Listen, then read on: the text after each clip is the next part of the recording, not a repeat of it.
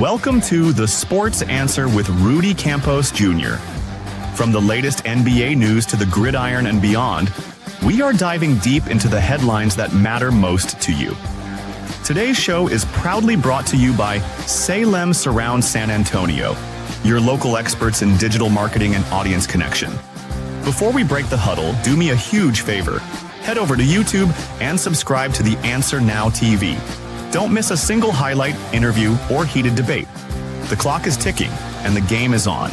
Let's go.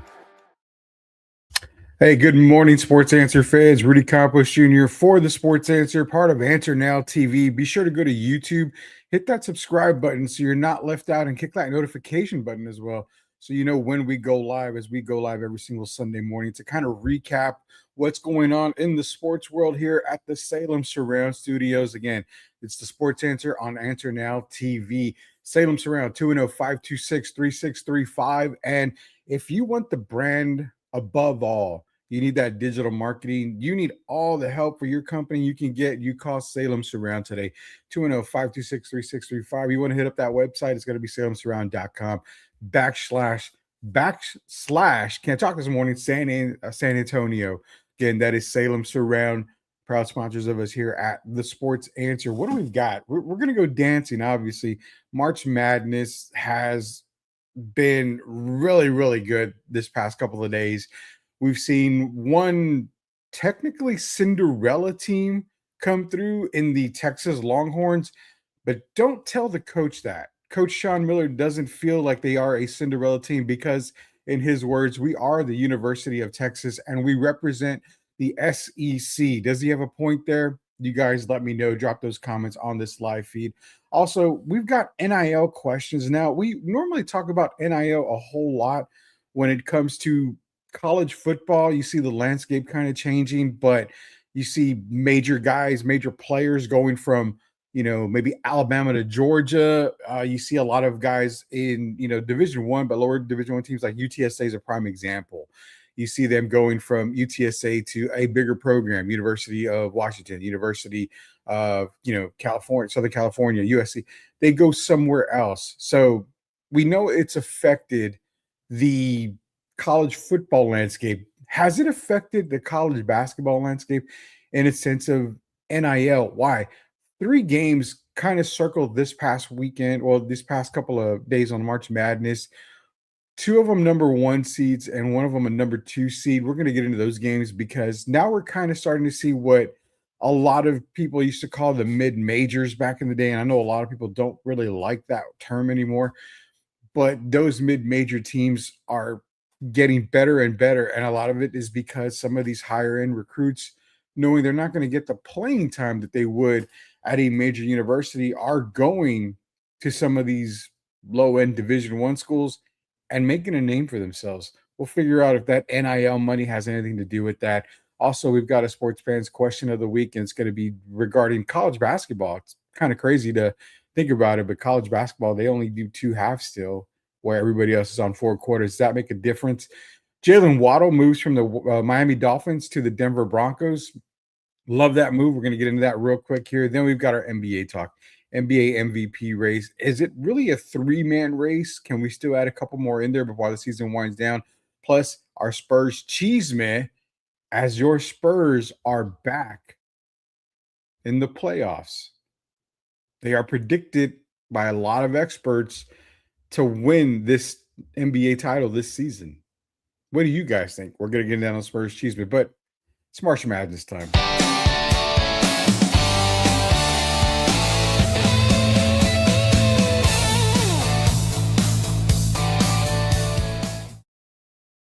Yeah, so how sweet it is for the Texas Longhorns. Sean Miller has guided this team to, well, the Sweet 16. They had the technically upset win over BYU. They basically couldn't control AJ DeBonsa, who's going to probably end up being the number 1 pick this NBA draft.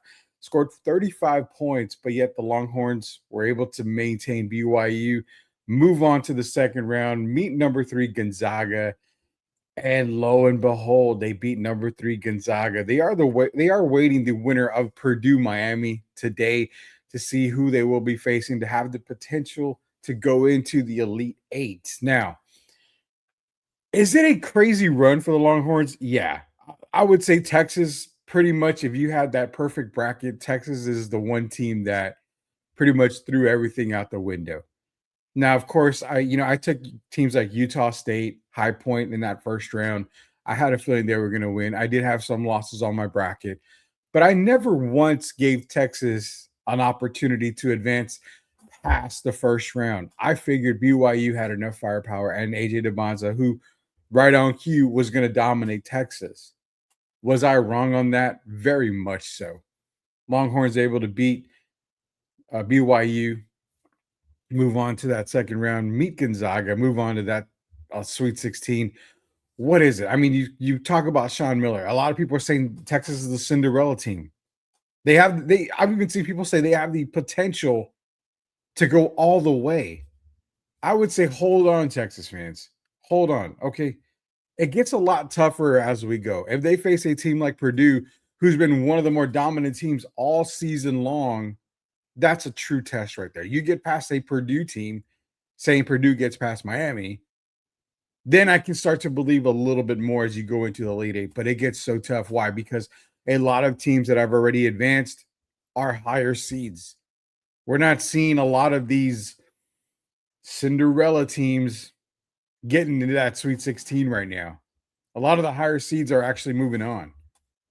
Brackets are kind of staying intact if you have taken a lot of these higher seeds. But Sean Miller's right when he says, yeah, I don't think we ever really want to sign up to be the Cinderella story because we are the University of Texas and we represent the SEC. Can you really say Texas is a Cinderella story? As much money as the Longhorns have? Being an SEC team that plays elite competition for majority of the season? I think Sean's right. It's hard to say that they are a Cinderella team. When you think Cinderella teams, you think of the lower guys. Back in the day, a Butler. Gonzaga from back in the day. You've seen teams like Xavier, a team that Sean Miller coached at one point, have nice little runs. Florida Atlantic. You see a lot of real Cinderella stories. So to consider the Texas Longhorns a Cinderella, I kind of agree with Sean on that. I don't see that. They've had some great games. They didn't even know they were going to be making it to even the first four. The play-in games, basically. They had no idea if their name was going to be called. I get the hype. I do. I'm a Texas guy. I'm rooting. I'm from the state of Texas. I'm rooting for the Longhorns to succeed. But to consider them a Cinderella story, it would have to be more University of Texas, San Antonio than University of Texas. They're getting tremendous value for Matas Bokiatis. He's been playing really good these past couple of games. He's the reason why Texas is advancing. Putting in some good minutes. Maybe at 23 that first game. Ended up with, against Gonzaga, he ended up with 17. 9 rebounds. Making a big difference. The big man. They're using him. Funny because San Antonio Spurs fans, you can get behind a team that knows how to use a big man. Shout out to Wimby on that one. So, is it a Cinderella story for Texas? Is it about to hit midnight if they play a team like Purdue in the next round? What do you think, Longhorn fans? That's your sports question. How far do you think the Texas Longhorns can go? Me, if I'm doing my early prediction, they play Miami. I think they got a shot against Miami. If they play Purdue, the clock is striking midnight. I don't think they get past Purdue. That's my early take on the Longhorns. But congratulations, Texas. Shining bright in the Lone Star State. Got a question here for you guys out there. Before we ask it, we did get a sports answer question, and this is the sports answer question. So I want to ask you, we're going to answer it here. They basically asked, do you want to keep the two halves in men's NCAA basketball or go to four quarters? Now, the women go to four quarters. Obviously, you see the NBA, you see, high school basketball, everybody, they do four quarters. Women made that change not too long ago to go to four quarters. But the NCAA men's have two halves. It's a make or break situation here. And I love the question. I'm glad it was asked. I love the question because on one end, the two halves, you've got a coach for two halves only. It's a long, drawn out playing performance. Your substitutions they've got to be really key. I think it's tougher to coach in two halves than it is in four quarters. What I do like about the four quarters is you get that break in between. Now, I know you get TV timeouts on two halves. You get, it feels somewhat the same, but it's different. You get a quarter, you relax, you chill, you have a time to regroup. But when you've got two halves, the coaching staff, you are trying to make decisions, changes, adjustments in that half.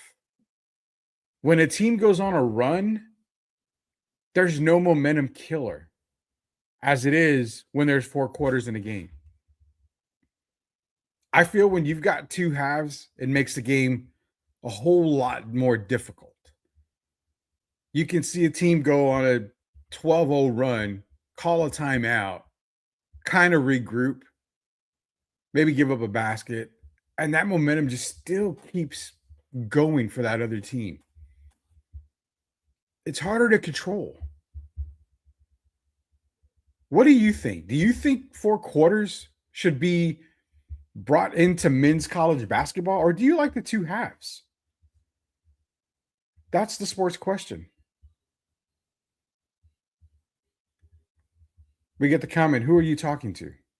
Talking to sports fans out there. What do you think, Owen GT1? Should men basketball go to four quarters or stay at two halves? That's the question we are asking here. I think, like I said, coaching in the two halves, it's pretty difficult. The adjustments have to be quicker. You have to listen to your coaching staff on the fly. You don't have time to really regroup. Say at the end of the first quarter, you're down 5, you can kind of look at things and assess them. But that's our question to you. The sports answer question was asked at us. We answered it. And I'm going to say this, I got to give the answer. But for me, I think you keep the two halves. I like it. It's quick pace. It's pretty difficult. On a coaching standpoint, it's pretty difficult. When I've coached, I've only coached in middle school, high school games, AAU games. It was all four quarters. Didn't have to do the halves thing. But I look back and I think, okay, trying to coach two halves, I think it's pretty difficult. For the value's sake, I take the two halves. Leave the men at two halves. The four quarters, I get it. Makes a little bit of difference. But I think it handicaps those teams that are going to be considered Cinderella teams in March. For me, let's keep the two halves. One last part of NCAA that we want to get into. We mentioned it at the beginning of the show. Now, we've always talked about NIL money when it comes to college football. It has changed the landscape of college football. You see, and I'm using UTSA as a perfect example. You see them develop players, and then they go and get the bag somewhere else at a bigger college. How does it affect college basketball March Madness in any way? After these past couple of days watching basketball, I'm going to say slightly. It has, but not in a bad way. Why? I mean, we want to run through the bracket. Can easily do that. Easily can run through the bracket. Why? Number one seeded Duke won 71-65 over Siena. Very close battle. It was close for majority of the game. And that's what I'm saying.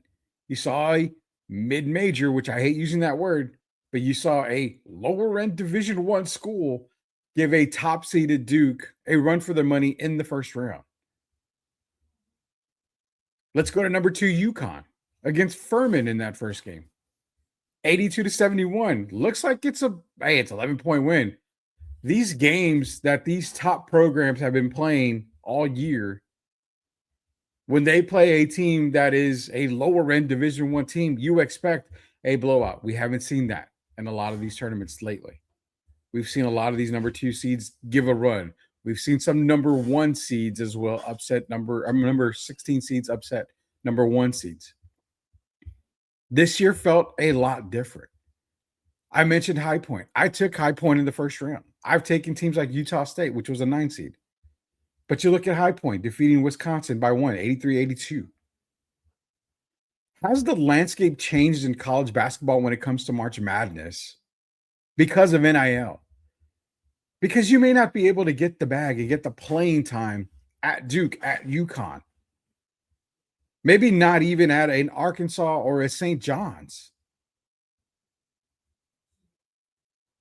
We've seen teams, and another one. You look at Michigan and Howard. Yes, it was 101-80. It's a 21-point game. But Howard was playing hard when it came to Michigan. These teams get up for March Madness, but they are getting the players that would normally go to a Kentucky, to a Kansas, maybe not get the minutes there right away, kind of work their way into the rotation. They're getting to shine right away. The NIL effect on March Madness is actually really damn good. I love it. We're going to see more teams who we all considered low-end Division I start challenging a lot of these bigger guys. Offhand, I cannot remember which coach it was, but he did make it clear in an interview and in a press conference when he said, hey, they don't want to schedule us. It would be nice if these teams, these bigger teams, would schedule us to play against them. It's fear. They don't want to deal with you until March. By then, hopefully their team is in sync. Hopefully they are on the right path. So yeah, they don't want to deal with you until March. That's why they don't schedule you. Because the possibility of getting that upset in college basketball is always there. Always there. They don't want to experience March Madness at the beginning of the season.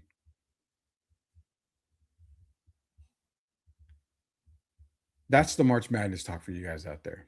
Before we go to our first and only commercial break, we got a little NFL talk here. One trade that happened, give a little bit of thoughts on that. Then we'll head into commercial break.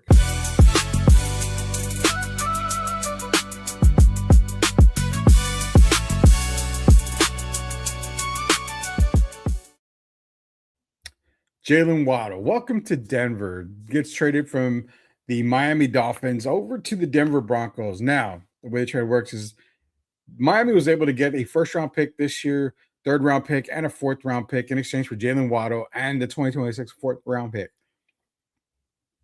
I love it. I mean, you're talking about the Denver Broncos who were a Bo Nix injury away from potentially reaching the Super Bowl. And yeah, I think they would have I really think they would have been able to give Seattle a run for their money in the Super Bowl. Now adding Jalen Waddle as a deep threat, downfield type of guy for Denver. A+ on the move. But I do put a little asterisk on that A+, only because Good God, the market is going to be huge for wide receivers because if a player like Jalen Waddle gets you 3 draft picks in this draft, can you imagine the asking price for guys such as maybe a Justin Jefferson or even a George Pickens who had a way better season than Jalen Waddle? If the Cowboys were able to move on George Pickens, that's going to be a major asking price. I like when Miami got a return. They got a good return in. Miami's in a rebuild, so they're going to use all the draft picks they can. But to get 3 draft picks in this draft for Jalen Waddle, one being a number 1, can only say, hey, any wide receiver on the move from here on out, it's going to cost you. It's going to cost you a lot more than what they're paying for Jalen Waddle. Good move for Denver. Good move for the Miami Dolphins. A lot of people didn't like it, but you're in a rebuild. You're going to trade away your best players, or you're going to release them like they did to Tua. You're going to trade them away because you need to get a lot of assets and a lot of draft assets. Good move by both teams. We'll see what happens. But I do like the move more for Denver. Bo Nix, Sean Payton. They still have Cortland Sutton. Now you add another legit wide receiver, a Jalen Waddle. Could Denver be the favorites heading into next season? Sports Answer says yes to that question. I think Denver will be one, if not the absolute favorite, when it comes to the NFL and the AFC conference next season. We're going to go to our first and only commercial break. I appreciate everybody that joins us here on the Sports Answer. Be sure to go to Answer Now TV, hit that subscribe button so you catch us every single Sunday. And again, we're going to be having some live shows coming to you on Friday for your drive home. It's going to be about 5:15 or so for the drive home. We're going to have some Friday afternoon talk for you guys out there. But again, we always do come to you Sunday morning here on the Sports Answer. Answer Now TV, Salem Surround, 210-526-3635, salemsurround.com/San Antonio for your brand, your digital marketing, everything you need. Contact them today. It's Rudy Campos for the Sports Answer. When we get back, NBA talk and your Spurs Chisme. We'll be back in a second.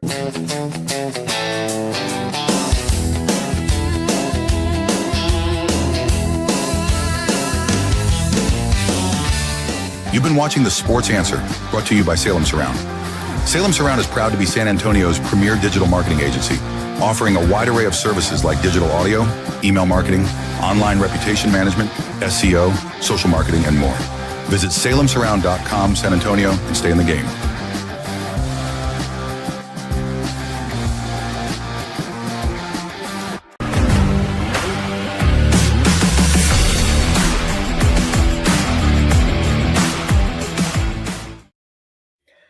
Welcome back to the Sports Answer. Salem Surround, 210-526-3635. Contact the name for your digital marketing needs. You are at the Salem Surround Studios, the Sports Answer, Answer Now TV on YouTube. Hit that subscribe button. Let's get into our NBA talk. And next week, and maybe this week, we're going to cover who your all-NBA team is in your opinion. But right now, the MVP race, is it down to 3 players? Are we leaving somebody out? Personally, this is my ranking. I've got Shea, Victor, Luka just ahead of Jokic, and I am stabbing myself through the heart when I say that, because I think Nikola Jokic, again, deserves a lot more credit and a lot more votes for NBA MVP this season, because again, another season, a 7-footer, he is putting up ungodly numbers, averaging a triple-double again for a season. And I know what it comes down to, record. But then you've got to throw a player like Jaylen Brown in there. Cade Cunningham was probably the MVP for a good part of the season with Detroit's run. But now that he is out for indefinite amount of time due to the collapsed lung, he's not going to be eligible for it. And even if he was, he's not going to get it. Who are your MVP candidates? Obviously, you've got the best team in the league in Shai Gilgeous-Alexander and the Oklahoma City Thunder. He's going to get the nod. But do you really look at that as saying, well, one of the leading scorers of the league, one of the best scorers of the league, Best team in the league, check. He checks a lot of boxes. He's got Chet. He's got Jalen Williams. He's got a squad, the same squad from last year, trying to go for a back-to-back NBA title run. Everything checks out. Yeah, I guess SGA is number one. He's probably the most dominant player. Ooh, can we go that route? He scores in bunches. Does he make a lot of difference on the other side of the court? That's where we need to pause it. An MVP is the most valuable player. The one line that everybody crosses is it the most valuable player in the league, which technically that's the MVP, or the most valuable player on your team. Now, this is where Spurs fans are probably going to kick me and everybody else. The Thunder struggled pre-Jared McCain without SGA. With Jared McCain, the Thunder, they kind of roll stuff. Without Victor in the lineup, the Spurs kind of kept the momentum going. I'm not talking bad on it, so don't come after me on that. What I'm saying is that more valuable player on a team, SGA. But most valuable player in the league right now, for me, it's Victor. I know I've never really called Victor generational, and I'm kind of peeking my head out of that little hole and seeing, okay, is he really generational? I'm looking now. I'm taking a look. He does things that we haven't seen from a guy 7'4". We've seen 7-footers do what he does, but not 7'4" guys. But when you look at both sides of the court, a difference maker, a guy who could potentially win MVP, Defensive Player of the Year, and if they make it back to the NBA championship, potential NBA Finals MVP. If we're talking about the best two-way player in the game, it's Victor Wembanyama.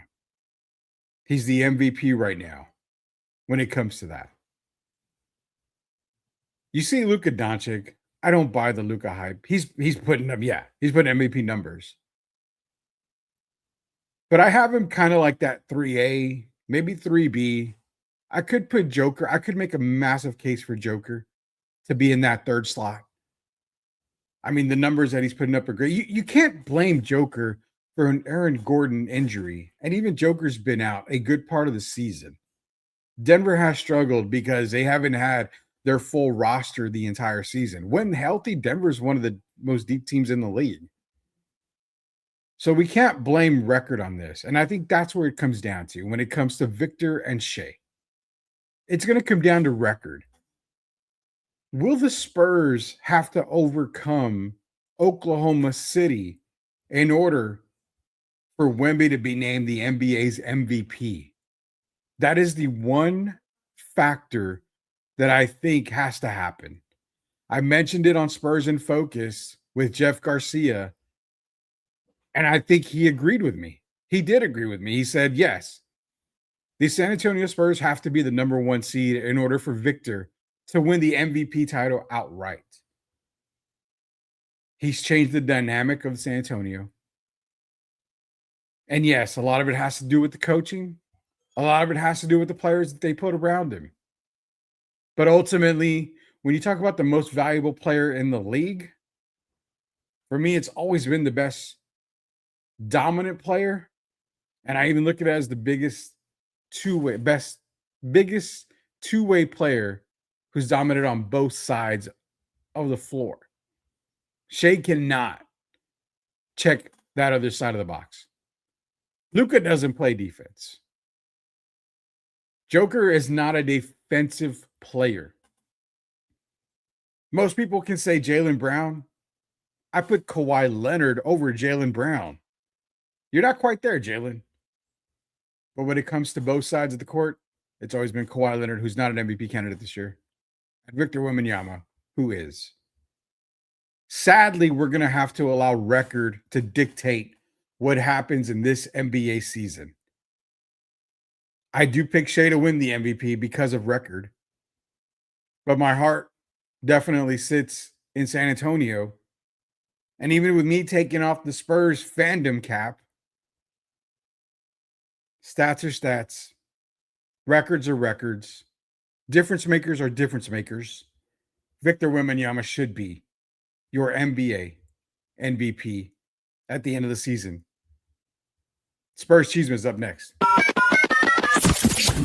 So, like, I hear about the Spurs, this y Spurs that, y como que esto y esta, pero I never hear about the real Spurs chisme.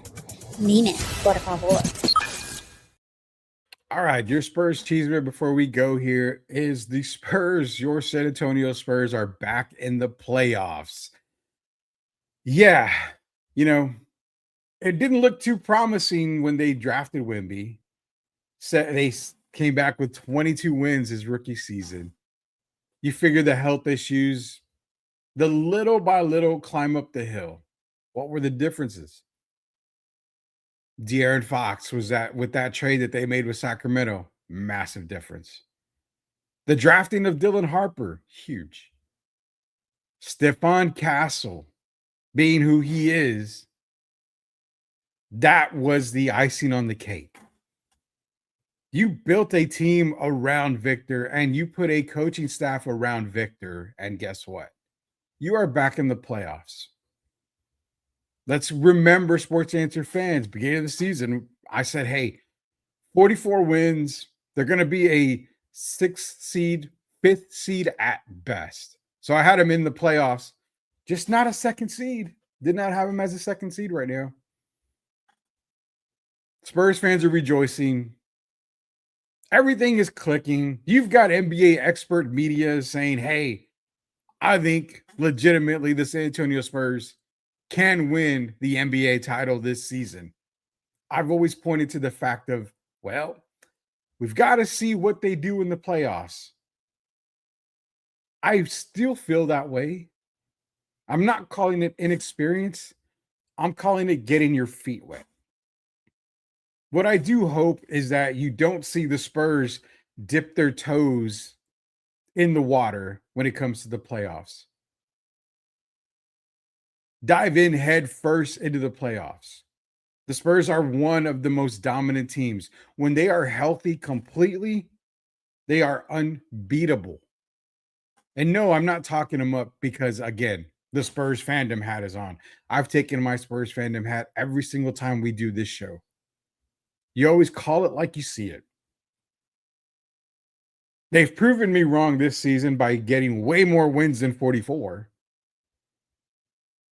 They are a solidified 2nd seed. They are challenging Oklahoma City and are the only team to challenge Oklahoma City consistently this year. They play them absolutely perfectly. Why not? Can they bring number 6, the race for Sace in San Antonio? Is it right to say I don't have, like, I can't get excited just yet? What is the minimum?